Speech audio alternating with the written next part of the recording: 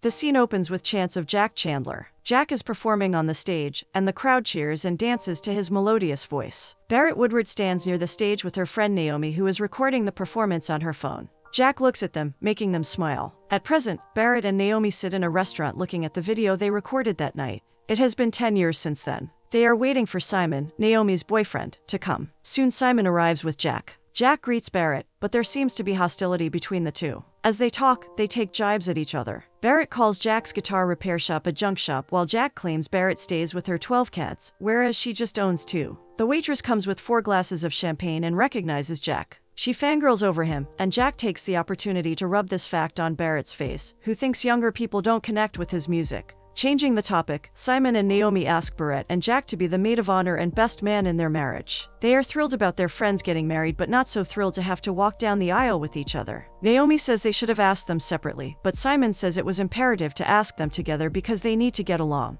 Barrett defends herself, saying she is always very accommodating and does her part. She recalls the first time they met at the Balladeer. Naomi had won the contest to meet Jack. So, they approach him, but he gives them the cold shoulder and asks the producer guy to entertain them. The producer was Simon, and Naomi and Simon hit it off in their first meeting. Since they are at the same party, Barrett asks Jack if she can get something else to eat as she is allergic to most things served there. Jack taunts her, asking if she's allergic to vegetables, and laughs at her for being a snob. Jack intervenes, saying this wasn't what happened, and presents his version of what happened the first time they met. Barrett was disdainful at all times, asking Naomi to leave the horrendous party. Jack met them very enthusiastically and even called Simon by his name to meet the winner of the radio contest. Naomi and Simon hit it off, and Barrett moves to the food counter. Jack offers to get something for her, and she condescendingly dismisses him, and the food served. Naomi intervenes before anything escalates, and announces they have moved the engagement party to this week, and the marriage after a month. They are going to get married in the Balladeer. They have chosen the date on which they met exactly 10 years ago. Barrett takes out her notebook, even though Naomi insists it won't be necessary. But Barrett thinks it would be perfect to plan everything.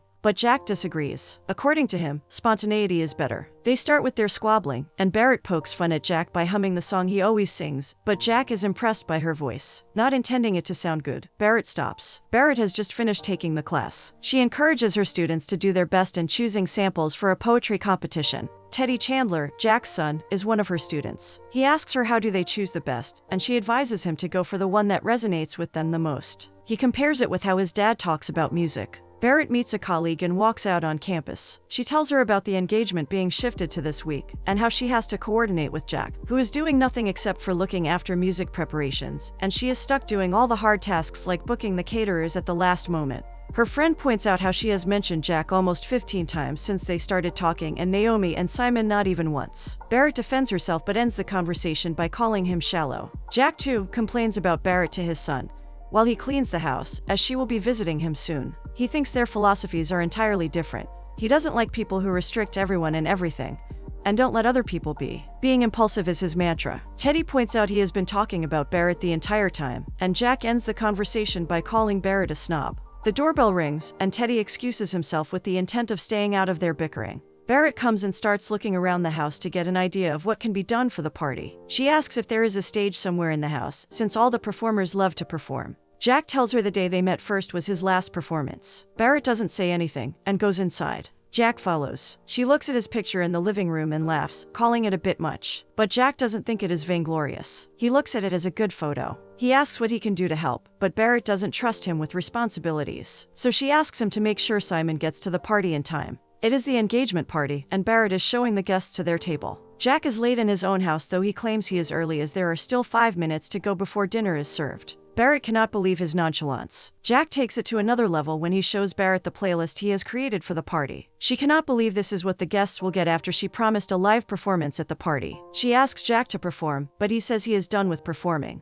Barrett starts freaking out, and to calm her down, Jack says he'll do it, but on one condition: Barrett has to accompany him. They grab the mic and start by telling how Simon and Naomi met 10 years ago, and 5 years later, they met again. It was meant to be, and they have been together ever since. They then announce their surprise. Simon and Naomi are not sure seeing them up there together. As Jack adjusts his guitar, Barrett asks the guests to cheer for him since it has been quite a while since he last performed. Jack won't let her off the hook that easily, so as Barrett starts to leave, he calls her back on the mic and announces the maid of honor is going to join him on the song. Barrett tries to get off the grid, but Jack asks the guests to cheer for her. Everybody cheers, and Jack starts singing. Soon Barrett starts singing in her mellifluous voice. Teddy looks at his dad in surprise. After the performance, Barrett rushes inside the house, still jittery and excited. Jack is impressed and asks her where she learned to sing. She gives credit to a very strict choir director. She compliments his singing too, and suggests that he should unretire. Naomi and Simon join them and are equally surprised at the fantastic performance. They ask them to sing a song at their wedding as their wedding gift. Barrett refuses, but Naomi reminds her how much they have had to compromise while they were dating, just so that Jack and Barrett wouldn't have to face each other. Simon adds that if they let bygones be bygones and for their wedding, they get along will be the greatest gift from them to the couple.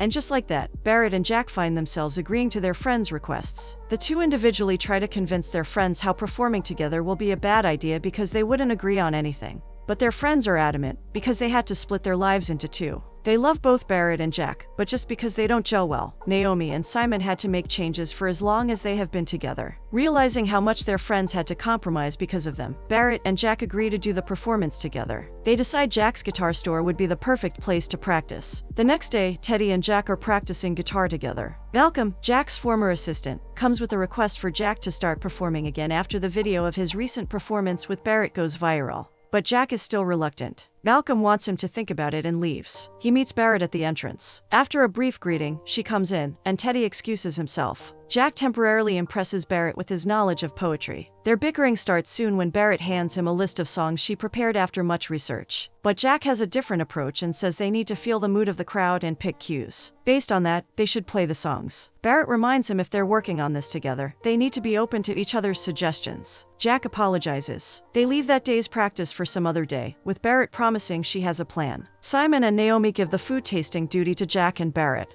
While tasting the food, they discuss which song to play. Barrett suggests one of his songs, Best Gal I Know, and Jack shares he wrote that song for his dog, Mitzi. He further tells how his wife, Jeannie's career was taking off, and she couldn't tour with him, so she got him a dog to keep him company. He remembers some great tours with Mitzi. They sit on a bench, and Barrett shares how her parents wanted her and her sisters to behave in a certain way, but she wanted to rebel. The only way she could think of was by writing dramatic poetry. She asks if his wife was the inspiration behind his songs, and he agrees, every single one of them. Barrett assumes all but one ooh. She says half of the song is mouth sounds, devoid of any meaning, and doesn't let Jack explain. Jack thinks it is better not to say anything, so he asks about the plan she talked about. She takes Jack to a karaoke. There Jack meets Heather, a very loyal fan. She tells him she still has Jeannie's autographed mug. There Barrett comes to know that Jeannie passed away because of cancer. Barrett asks why he quit tours when he had beautiful women like Heather follow him, but Jack says that no amount of beautiful women can replace what he lost. Barrett sees a different side of him and feels sorry for his loss. He gets a bit emotional, and Barrett tries to comfort him with her words. He excuses himself to get them some drinks. The organizer comes and tells her she is up next on the stage. Barrett says they haven't picked a song, but the organizer doesn't have a choice because they run a tight schedule. Barrett nervously climbs on the stage and chooses a song randomly. Heather tells Jack his friend looks terrified on the stage. Jack turns to see Barrett on stage, and sighs when she starts singing as she sings meekly. Jack takes the mic and starts singing along, giving her the confidence to give it her all. He lets her sing and only fills in the gaps. Barrett sings the entire song looking at Jack. She looks at him appreciatively, and Jack couldn't be prouder. They are having lunch with Naomi and Simon, and they can't stop laughing. Naomi and Simon are surprised to see them get along and say they're glad. Barrett says it is not like they're completing each other's sentences but proceed to do exactly that. They giggle again. Jack suggests he and Barrett write a song for their friend's wedding. Barrett isn't confident that she can write, but Naomi encourages her. She says she has read her poems and they are great. Jack assures her they can do it together, which eases Barrett's concerns. Barrett meets Jack in his guitar store and tells him about her stacks of notebooks with unfinished poems, ideas, and lists. Jack asks why unfinished, and she confesses the feeling of am I good enough or what others would think of me creeps in. Jack gives her a positive perspective on her insecurities, which helps her calm down. He further talks about how we can be our worst critics, but there will always be someone outside who will do it for us. Jack asks to see the notebook, but she is not willing to show it as she says she might have written something bad about him after the concert. He apologizes that he was not sensitive towards her food allergies, because he was in a bad mood after the performance didn't go the way he intended. Barrett also apologizes for insulting his music. They both agree they were a little hasty to judge each other. They realize they could have become friends earlier. They stare at each for a little too long but get interrupted by Malcolm, who is there to convince Jack to turn his songs into an album as there is an opening in a recording studio. But Jack doesn't change his answer. Barrett sees it all but stays quiet. Barrett says she forgot about a work and asks if he'd like to walk her. He agrees. They are walking on campus when Meadow, Barrett's colleague, sees them, and she squeals and runs to hug Jack. Once she is done telling Jack what a huge fan she is, she turns to Barrett and tells her they need volunteers for the poetry slam, but Barrett takes a pass on that. Jack volunteers to do it. Meadow says he just has to speak for 30 minutes 40 seconds. Jack starts speaking in front of a small audience and makes the most beautiful confession of his feelings. But somehow, it is directed toward Barrett, and she feels a warm feeling ignite in her. Meadow asks if he is talking about her. Barrett remains quiet. When Jack comes back to sit beside Barrett, she is amazed at his versatility. She asks if he improvised. He smiles at her and says it was the unreleased lyrics. While enjoying ice cream, Barrett cannot fathom how Jack put his most personal feelings out there for the public to be judged.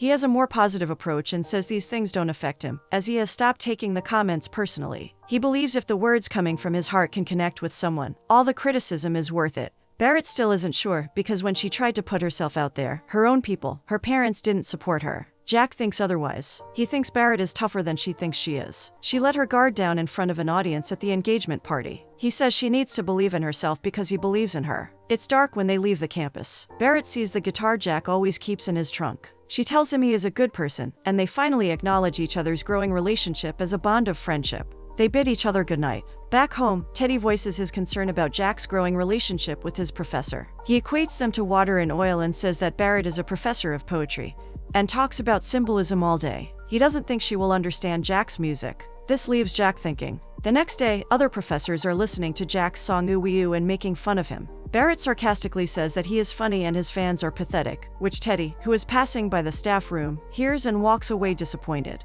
Barrett continues saying that Jack's song may not mean anything to them, but it means something to a lot of people. She defends Jack and retorts at the pathetic state of affairs of the two colleagues who were demeaning Jack's work. Meadow suppresses a laugh upon hearing Barrett and leaves with her when she is ready. Everybody has gathered for Naomi and Simon's joint bachelorette party. Teddy acts cold toward Barrett, but she doesn't think much of it. They soon start with the scavenger hunt. Jack asks Barrett to participate, and they head out, but they sit on a bench and start talking. Jack says Barrett was right in not liking his music back then because his heart was not in it. When his wife passed away, all he wanted to do was work. He became numb the more he worked, and the night they met, it was his final show. Simon and Malcolm dragged him to the stage to perform. Since his experience was not good on stage, he still is hesitant to get back on stage, but he is hoping to make new memories this time. Barrett smiles at his courage. Barrett and Jack meet on campus to complete their song. Barrett thinks adding symbols would be good, but Jack believes the message should be straightforward and not hidden in the symbols. To prove this, he sings a song, and Barrett loves it.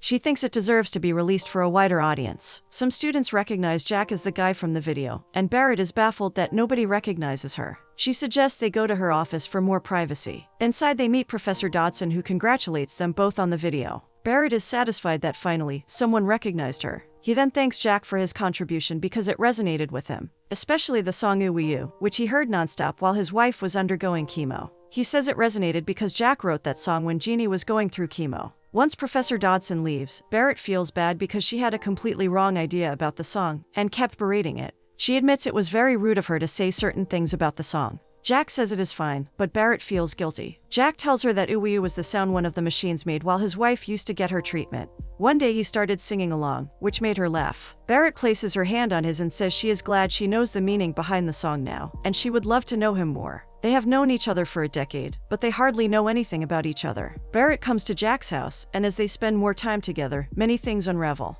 Like the picture of Jack that he has hung in his living room is Jeannie's work, which is why he doesn't take it off. Barrett apologizes for being so judgmental about it the first time she saw it. They are wrapping cookies and talking about their lives. Jack starts asking her a question but stops before completing it. Barrett knows what he wants to know and says she dated in college, but no one could bring out the passion she would write about in her poems. So she decided not to settle for anybody until they brought the same passion with them into the relationship. Jack asks her how does one become a professor of poetry without sharing their work. Barrett tells him how one of her professors, her advisor, hated her collection of poetry that she submitted as her PhD thesis. The other members disagreed with that professor, and Barrett got her degree and left the university. To cheer her up, Naomi had brought her to Jack's concert. Jack apologizes for his mean comment on her writing back then, but what her professor said was 10 years ago. Jack encourages her to show the grace she offers to her students when she encourages them, no matter their capabilities. She confesses she has written something new, and Jack insists on hearing it. She feels shy but says she can arrange a private reading. She also motivates him to give Jack Addicts the new song they are looking for. They laugh as they pack the cookies. Barrett asks for scissors to curl the ribbon, and he tells her it is in the drawer. She goes to find it in the drawer and finds his song notebook as well. She laughs, imagining Jack with a notebook, but his secret is out. She flips through its pages and finds an unfinished song called Perfect Harmony. She thinks of something and keeps the notebook in her bag. Soon Teddy comes in, without greeting her, walks away, but Barrett stops her. She asks if she has done something to upset him. Teddy tells her that he saw her the other day in the lounge making fun of his dad. He further says that when his mom was gone, his dad protected him of everything, and now it is his turn to protect his dad. Barrett confesses she cares about him too, and tells him that she defended him that day. Teddy feels at ease now and asks what she said. She gives him a hint about berating her fellow professors' books and content, and she even managed to include the word jejun. They both laugh. Jack has been hearing their conversation and walks in, pretending not to know what is happening. He meets Simon at a restaurant. Simon catches him looking at his old performances, and he tells him how he feels, as if he is missing something in his life. He confesses he misses performing. Simon is happier than ever, and Jack cannot believe he will ever say that. Barrett works on the unfinished song and comes to meet Jack after she is done. She gives him his notebook back and tells him she has finished the song.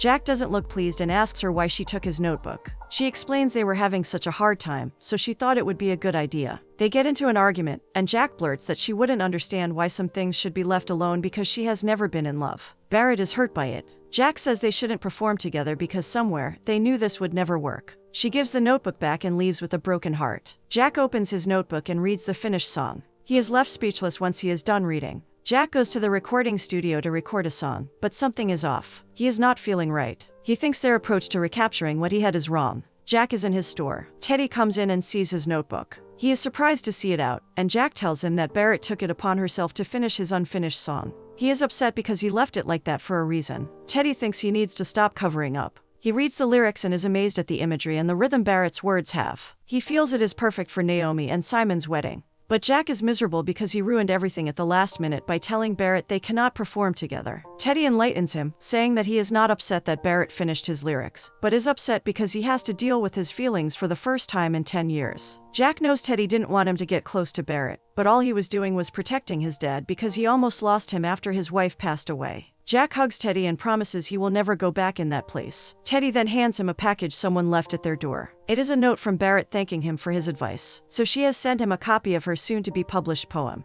Jack smiles after reading the note. They both get ready for the wedding. Naomi and Simon find them in different spots and ask for their help completing their vows. They give them almost the same advice, revealing a connection they share. Naomi hugs Barrett before walking down the aisle. Simon tells Jack he was right in the studio to feel he was missing something, and then adds that he isn't a solo artist anymore, leaving Jack to ponder over it. Jack runs into Barrett at the venue. They are still not acknowledging their feelings for each other. While Naomi and Simon say their vows, the words are Barrett's and Jack's. Jack and Barrett look at each other, and Jack is sure of what he wants. After the vows are made, Jack goes on the stage and tells the guests how he and Barrett have written a song in a non-traditional way. He then calls her on stage. She is nervous because they haven't performed it even once, but Naomi assures her it will be fine. Once on stage, Barrett thanks him for letting her finish his song, and Jack says it is their song now. They perform the song and sing in perfect harmony. It is met with loud cheers and applause from the guests. Jack and Barrett hug at the success of the song. Jack says he meant every word of the vows, and Barrett says she did too. Teddy takes a glass and starts clanking it, and everybody joins in. It is not for the bride and the groom but for them, and they finally kiss.